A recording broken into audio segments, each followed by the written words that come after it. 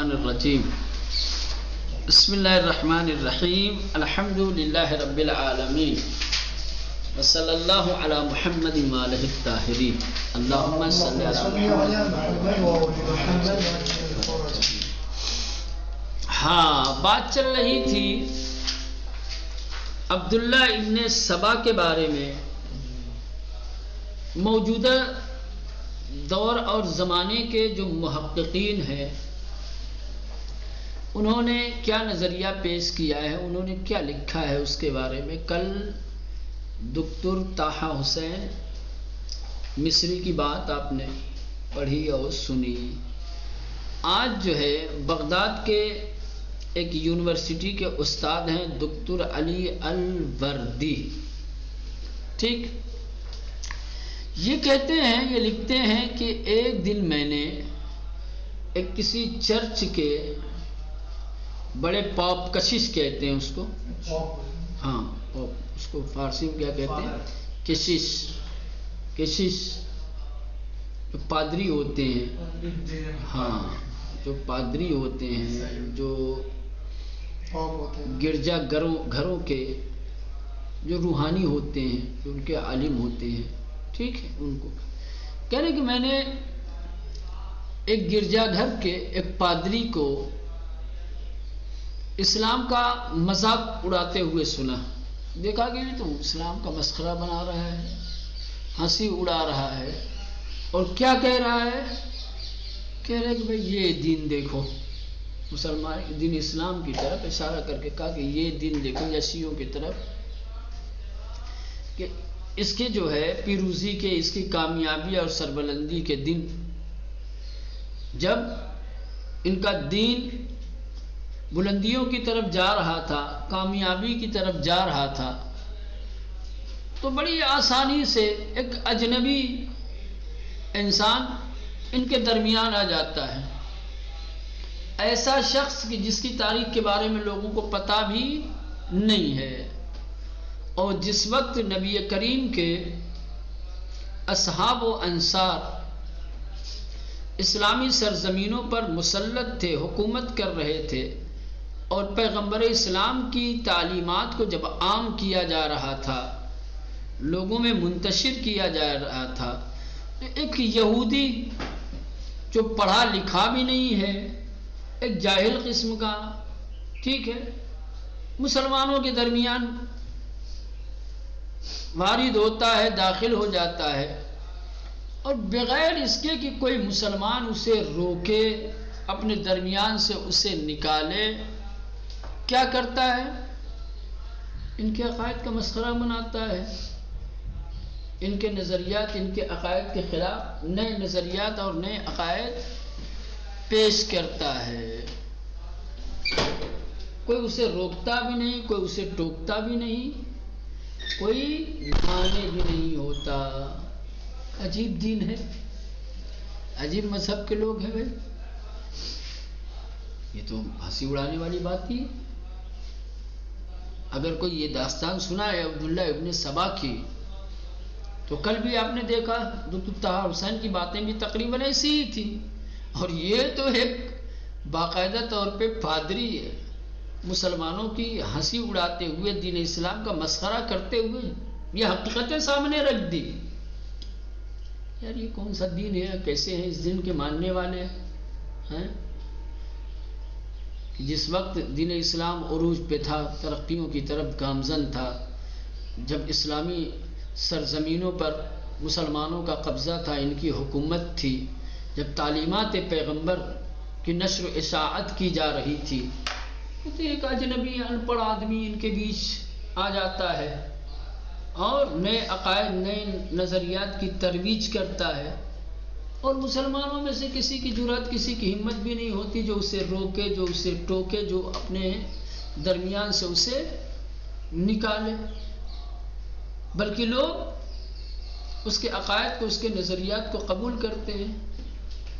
اور پھر اس طریقے سے وہ ایک فرقہ بنا لیتا ہے. تعجب کی بات ہے بھائی. اب ایسے لوگوں کے دین پہ کتنا اعتبار کیا جا سکتا ہے کہ ان کا دین دین حق ہے، ان کے دین دین صداقت ہے، ان کے دین میں سچائی ہے. جب ایسے ایسے لوگ آ کر کے دین اسلام کے ماننے والوں کو اتنی آسانی سے وہ کر لیتے ہیں، اپنے غلط نظریات اور عقائد کا گرویدہ بنا لیتے ہیں، لوگوں کو ان کے حقیقی اور سچے عقائد اور اصولوں سے دور کر دیتے ہیں، کیا حقیقت ہوگی ان کی؟ ابھی کوئی دین ہے؟ دین کے ماننے والے، بڑی بات ہے.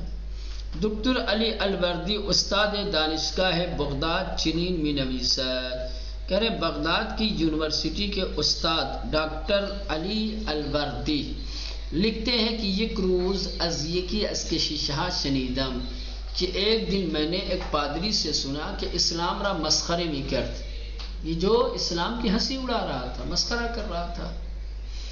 اور کہہ رہا تھا ان دین را ملاحظے کنید، یہ دین دیکھو، یہ دین دیکھو کہ در حال پیروزی و پیش رفت خود، کہ جب یہ اپنی ترقی اور پیروزی کی طرف بڑھ رہا تھا، بے آسانی شکار مرد غریبی میں شب، اسی وقت ایک اجنبی انسان بڑی آسانی سے اسے شکار بنا لیتا ہے. جب اسلام ترقی کی طرف جا رہا تھا، کامیابی کی طرف جا رہا تھا، اسی وقت ایک اجنبی انسان کیا کرتا ہے؟ بڑی آسانی کے ساتھ دین کو اپنا شکار بنا لیتا ہے کہ تاریخ چندان اطلاعی از اونا دارد. اور وہ اجنبی انسان کی جو اسلام کو اور مسلمانوں کو شکار بنا لیتا ہے اپنا، تاریخ اس کے بارے میں کچھ اطلاع بھی نہیں رکھتی، تاریخ کو خبر بھی نہیں ہے کہ وہ کون تھا، کیسا تھا، کہاں گیا، مگر یہ کہ چند موارد ہیں. ٹھیک. ودر ہمن وقت کی یاران محمد بر سرزمین اسلام تسلط داشتے، اور اسی وقت کہ جب نبی کریم صلی اللہ علیہ وآلہ وسلم کے اصحاب و انصار اسلامی سرزمینوں پر مسلط تھے، ان کی حاکمیت تھی، ان کی حکومت چل رہی تھی. وہ تعلیم پیغمبر خود را در آن منتشر می ساختن، اور اپنے پیغمبر کی تعلیمات کو پھیلا رہے تھے، نشر و اشاعت کر رہے تھے. ملاحظے میں کنن کی ایک نفر یہودی، ہم نے دیکھا کہ ایک یہودی شخص ناخواندے کہ جو پڑھا لکھا بھی نہیں تھا، وارد ان اجتماع می شود، وہ اس سماج، ان لوگوں کے بیچ داخل ہو جاتا ہے. وہ بدون ان کی کسی برائے راندن و نابود کردنش دستی بردار ہے، بغیر اس کے کہ کوئی شخص اسے اپنے بیچ سے نکالے یا اسے ہلاک کرے، کوئی اپنا ہاتھ اس کے گریبان تک ڈالے. کسی نے ہاتھ تک نہیں اٹھایا، کسی نے کوشش تک نہیں کی. ان راہزم متلاشی میسازت، کہ کوئی اسے ختم کر دے، ایسا کچھ بھی نہیں دیکھنے کو آیا. دکتر الوردی سے پس می گویا، اس کے بعد دکتر الوردی کہتے ہیں ان شخصیت عجیب را عمدن ساختے اند، یہ عجیب و غریب شخص کہ جس کے بارے میں یہ کہہ رہا تھا یا مسلمانوں نے اپنی تاریخوں میں عبداللہ ابن سبا کا جو ذکر کیا ہے، جس کی طرف مذہب تشیع کی نسبت دی جاتی ہے، یہ جان بوجھ کر کے اس شخص کو بنایا گیا ہے، بنایا گیا انسان ہے، شخصیت سازی کی گئی ہے. ان شخصیت عجیب را عمدن ساختیان کریں کہ اس عجیب شخصیت کو جان بوجھ کر کے بنایا گیا ہے. کارہائے بزرگی کی بے عبداللہ ابن سبا نسبت دادے می شود، اور بڑے بڑے کارنامے، بڑی بڑی باتیں کہ جو عبداللہ ابن سبا کی طرف منسوب کی جاتی ہیں، جز از یک مرد نابغے و فوق العادی یا جادوگر یا کسی کی بے تمانت ہپنوتزم مردم را خواب کنت ساختے نیس. کہہ رہے ہیں جن بڑی بڑی باتوں کی نسبت عبداللہ ابن سبا کی طرف دی جاتی ہے، یہ کسی عام انسان سے ممکن نہیں ہے. وہ بڑے بڑے کارنامے، وہ بڑی بڑی چیزیں وہی کر سکتا ہے جو نابغیر روزگار ہو، جو اپنے زمانے کا نایاب انسان ہو، منفرد انسان ہو، بے نظیر انسان ہو، جادوگری ہو جس کے پاس، جو لوگوں کو اپنی باتوں سے اپنا گرویدہ بنا سکتا ہو، جو اپنی ہنرمندی سے لوگوں کو سلا سکتا ہو، عبداللہ ابن سبا جیسے انسان سے وہ سب کام ممکن نہیں ہے جن کاموں کی طرف نسبت دی جاتی ہے. سمجھ رہے ہیں؟ کارہائے بزرگی کے بے عبداللہ ابن سبا نسبت دادے می شود، وہ بڑے کام، وہ بڑے کارنامے جن کی نسبت عبداللہ ابن سبا کی طرف دی جاتی ہے، جز از یک مرد نابغی و فوق العادے، سوائے ایک نابغہ اور فوق العادہ انسان کے، یا جادوگر، یا وہ کہ جو اپنے ہنرمندی سے لوگوں کو سلا سکے، ساختہ نس ممکن نہیں ہے، ہو ہی نہیں سکتا، یہ ایک عام انسان نہیں کر سکتا. عبداللہ ابن سبا کی طرف جن کاموں کی نسبت دی جاتی ہے، ان امور کو، ان کاموں کو انجام دینے کے لیے نابغہ انسان ہونا چاہیے، فوق العادہ جادوگر انسان، ہنرمند انسان، نہ کہ عبداللہ ابن سبا جیسا. عبداللہ ابن سبا جیسے سے وہ سب کام ممکن نہیں ہے. پس لابد ابن سبا دارائے چشمانی پر از نیروی مغناطیسی بودے کی سنگہ را درہمی شکستے. اگر واقع جن امور کی، جن کاموں کی ہم نسبت عبداللہ ابن سبا کی طرف دیتے ہیں، اگر وہ اسی کا کارنامہ ہے تو واقعاً یہ تسلیم کرنا پڑے گا کہ ابن سبا کچھ ایسی نگاہیں، ایسی مغناطیس نگاہیں رکھتا تھا کہ جس کی نگاہیں پتھروں کو بھی چکنا چور کرنے پر قادر تھیں، چکنا چور کر رہی تھی. یا در اون نیروی روحی فوق العادی وجود داشتے کہ مردم در برابر آن قوے مانند گوسفند مطیع شدند، یا لا عقل اس کے اندر ایسی فوق العادہ روحانی طاقت تھی کہ جس طاقت کی بنیاد پر، جس قوت کی بنیاد پر اس نے لوگوں کو بھیڑ بکریوں کی طرح سے اپنا مطیع بنا لیا. وہ بدون آ کے حس کنند گفتش در آنا تاثیر میں گزاشت، اور بغیر اس کے کہ لوگوں کو کچھ اور احساس ہوتا، کچھ اور محسوس ہوتا، اس نے لوگوں کو کیا ہے اپنے باتوں کے زیر اثر لے لیا، لوگوں پر اثر انداز ہو گیا. اگر در زمان عثمان چنین شخص فوق العادہ ظاہر شده بود، وصف و علائمش به ما می رسید. کہہ رہے کہ اگر عثمان کے زمانے میں ایسی خصوصیت رکھنے والا، ایسا فوق العادہ، ایسا حیرت انگیز انسان ظاہر ہوتا، موجود ہوتا، تو یقینی طور پر اس کے اوصاف، اس کے کمالات، اس کی خوبیاں تاریخ میں درج ہوتی، وہ ہم تک پہنچی ہوتی. ولی شگفت آور این است که در مدارک و مصادر مهمی که موضوع مخالفت با عثمان را نقل میکنند ذکری از ابن سبا به میان نیامده است. لیکن تعجب کی بات یہ ہے کہ اسلام کے جو اہم مصادر اور مدارک ہیں، جو معتبر کتابیں ہیں،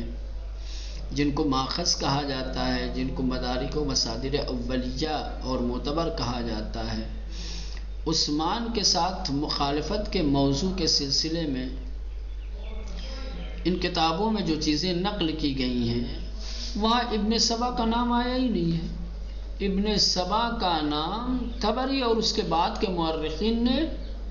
اپنی کتابوں میں درج کیے ہیں، لکھے ہیں. طبری سے پہلے چلے جائیں تو جتنی بھی مصادر و منابع اولیہ ہیں، قتل عثمان کے بارے میں باتیں تو وہاں لکھی گئی ہیں. قتل عثمان کے موضوع پر بڑی گفتگو کی گئی ہے، لیکن ادھر ابن سبا کا کہیں نام نہیں ہے. طبری اور اس کے بعد کے مورخین نے ابن سبا کا نام درج کیا ہے اپنی کتابوں میں. وعاد السلاطین، یہ اس کے کتاب کا نام ہے الوردی کی. ٹھیک، اب ان کی بات ختم ہو گئی. یعنی گویا ان کا بھی نظریہ یہی ہے، ان کا بھی ماننا یہی ہے کہ عبداللہ ابن سبا نامی کوئی شخص تھا ہی نہیں عثمان کے زمانے میں یا تاریخ میں. یہ ایک انسان ایسا انسان ہے کہ جو وجود ذہنی رکھتا ہے، جس کا وجود خارجی نہیں، لوگوں نے اس کو بنایا ہے، شخصیت سازی کی گئی ہے مذہب تشیع کو بدنام کرنے کے لیے اور ایک انحرافی فرقے کے طور پر اس کا تعارف کرانے کے لیے کیا ہے، اس شخص کی طرف نسبت دی گئی، ٹھیک ہے، اور کچھ خرافات باتیں اس کی طرف منسوب کر دی گئیں کہ یہ فلاں شخص تھا، اس کے یہ نظریات تھے، اس کے یہ عقائد تھے، اور اسی کے نظریات اور اسی کے عقائد کی پیداوار ہے تشیع۔ لوگ کہیں گے کہ بھائی ایسے گمراہ انسان نے جس مذہب کو، جس مسلک کو جنم دیا ہو، جو مذہب تشیع کے وجود میں لانے اور اس کے شکل پانے کا سب سے بڑا بنیادی رول جس نے ادا کیا ہے، وہ اس طریقے کی شخصیت تھا، تو ظاہر سی بات ہے پھر پورا مذہب، پورا مسلک، پوری جماعت زیر سوال جائے گی، اس کو پستی کی نظر سے دیکھا جائے گا۔ تو یہ اس طریقے سے چلیں۔ عبد الحسین احمد امینی از علماء پرسناش شیعه نیز میگوید لازم است در این مورد موضع احتیاط در پیش بگیریم و مسلمین صدر اسلام را بزرگتر و بالاتر از آن بدانیم که مرد یهودی زاده که خود نیز یهودی است و اسلام را فقط به خاطر مکر و فریب مسلمین اختیار کرده با دین و سیاست و عقل و دولت آنان بازی کند و همگان فریب او را خورده و به قتل خلیفه خود اقدام نمایند و آنگاه مسلمین را به احزاب و دستجاری تقسیم نماید۔ علامہ امینی جنہوں نے الغدیر لکھی ہے، ٹھیک، اور یہ بات بھی الغدیر سے ہی یہاں پر نقل کی گئی ہے۔ یہ علماء شیعہ علماء کی فہرست میں کیا ہے، پائے کے علماء میں ان کا نام آتا ہے، بہت ہی مشہور و معروف شخصیت ہے۔ یہ کہتے ہیں کہ اس سلسلے میں ہمیں بہت احتیاط سے کام لینا چاہیے۔ جو لوگ بڑی آسانی سے مذہب تشیع کا بانی ابن سبا کو بتا دیتے ہیں، ٹھیک ہے، ان کو چاہیے کہ تھوڑا احتیاط کریں، جلد بازی نہ کریں، احتیاط کا راستہ اختیار کریں۔ یہ ہمیں چاہیے کہ ہم صدر اسلام کے مسلمانوں کو کیا ہے، دوسرے مسلمانوں سے افضل اور بہتر سمجھیں، اور ہیں بھی مسلمان جب بات کرتے ہیں تو کہتے بھی ہیں کہ سب سے اعلیٰ، سب سے افضل اصحاب پیغمبر ہیں، پھر ان سے کم درجے کے تابعین ہیں، پھر ان سے کم درجے کے تابع تابعین ہیں۔ اگر واقعی یہ حقیقت ہے تو کیا ہمیں یہاں پر یہ جو بات چل رہی ہے، جو موضوع ہے ہمارا،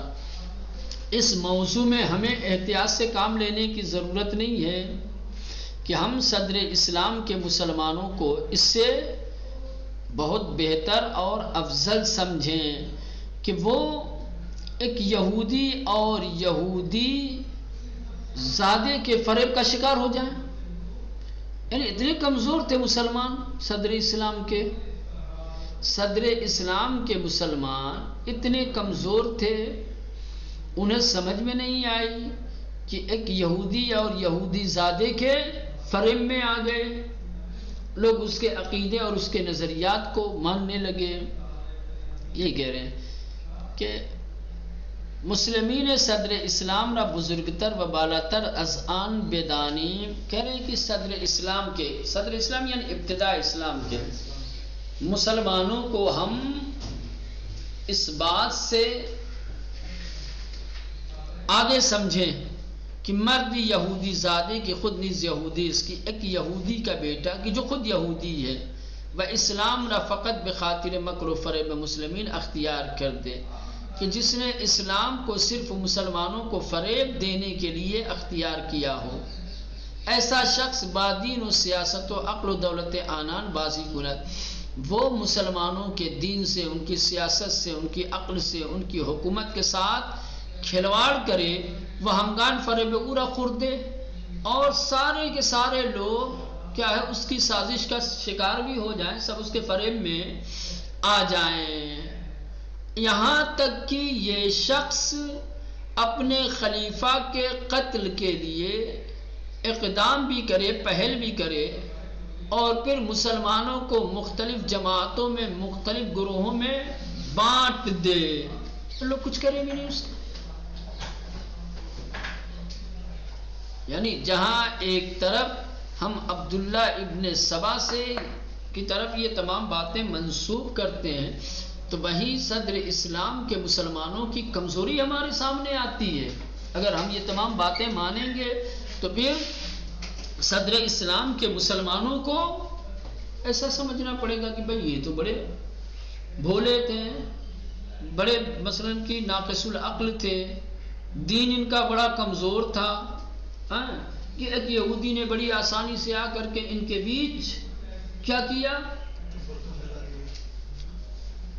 تفرقہ پھیلا دیا، مسلمانوں کو الگ الگ جماعتوں میں بانٹ دیا، خلیفہ کا قتل بھی کر دیا، اور یہ کچھ نہیں کر پائے اس کا۔ اب یہاں سے ہم چلیں محمد حسین کاشف الغطاء، اب یہ انشاءاللہ کل پڑھیں گے۔ خلاصہ کلام یہ ہوا کہ یہ دونوں مورخین ہیں، 3 لائن ہے، اگلا درس شروع ہو جائے گا، یہی ہے یہاں تک۔ چلیں اس کو بھی دیکھ لیتے ہیں ہم۔ چلیں محمد حسین کاشف الغطاء کے 19 علماء سرشناس شیعہ می باشد در این زمینه میں ہوئے کتب شیعہ بے اتفاق عبداللہ ابن سبا اعلان کر دے ازو تبرہ جستے اند و عادی ترین تعبیری کی دربارے او بکار برده اند این است که او پلیتر از آن است که از او یاد شود۔ محمد حسین کاشف الغطاء یہ بھی شیعہ علماء میں سے ایک مشہور و معروف اور بڑے عالم ہیں۔ وہ عبداللہ ابن سبا کے بارے میں لکھتے ہیں کہ شیعوں کی جتنی بھی کتابیں ہیں تمام کتابوں میں بالاتفاق عبداللہ ابن سبا پر لعنت کی گئی ہے، اور تمام شیعوں نے اظہار براءت کیا ہے، اس سے اس پر تبرہ کیا ہے، کہہ رہے کہ سب سے معمولی تعبیر اور سب سے معمولی بات جو عبداللہ ابن سبا کے بارے میں شیعوں نے کی ہے وہ یہ ہے، کہا ہے کہ وہ اس سے بھی برا انسان تھا جن برائیوں کی نسبت اس کی طرف دی گئی ہے، جس طریقے سے اسے یاد کیا جاتا ہے وہ اس سے بھی۔ اب سوال یہ پیدا ہوتا ہے کہ اگر واقعاً یہی شیعہ کو تشکیل دینے والا، مذہب تشیع کو وجود دینے والا تھا، تو شیعوں نے یہ تمام باتیں، کوئی ہے ایسا دھرم مذہب کا ماننے والا کہ جو اپنے مذہب اور اپنے دھرم کے بنیاد رکھنے والے کو اس طریقے سے لعن کرے؟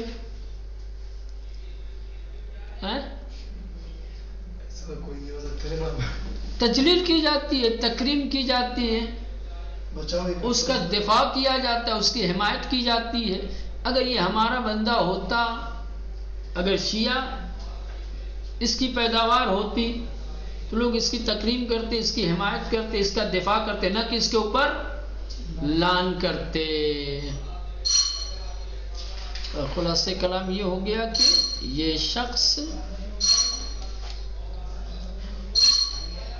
ایک بناوٹی شخص ہے،